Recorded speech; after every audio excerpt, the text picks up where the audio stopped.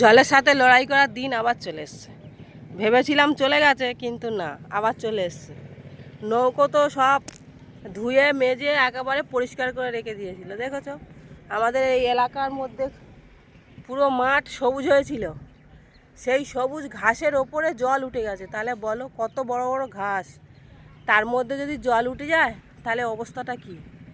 ফুল গাছগুলো সব এই কুঁড়ি এসছে, দেখেছো কত সুন্দর, প্রত্যেকটা গাছে কুঁড়ি এসছে। এ মনে হচ্ছে মরে যাবে, কেননা গাছের গোড়া আবার জল আসতে শুরু করে দিয়েছে। তাহলে গাছগুলো কি আর হবে? কিন্তু প্রচণ্ড হারে কুঁড়ি এসছে, ওই জন্য আমার মনটা খুব, সত্যি আর খুব কষ্ট লাগছে। কেননা এত কুঁড়ি কোনো দিন আসেনি, কিন্তু এখন এতটা কুঁড়ি এসছে, প্রত্যেকটা গাছের মাথায় কুঁড়ি এসছে। কিন্তু মনে হচ্ছে ফুলগুলোকে হতে দেবে না, এই আকাশ মামা যা শুরু করেছে।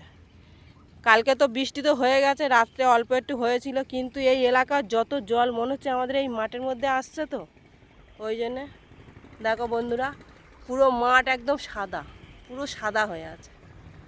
হ্যাঁ, পুরো দেখেছো, পুরো সবুজ হয়েছিল। কেন আমি এই সাইডে ভিডিও করি, সব বন্ধুরা জানো, পুরো সবুজ হয়েছিল। এখন পুরো যেন মনে হচ্ছে কি বলো, সমুদ্রের মতো হয়ে আছে, দেখছো।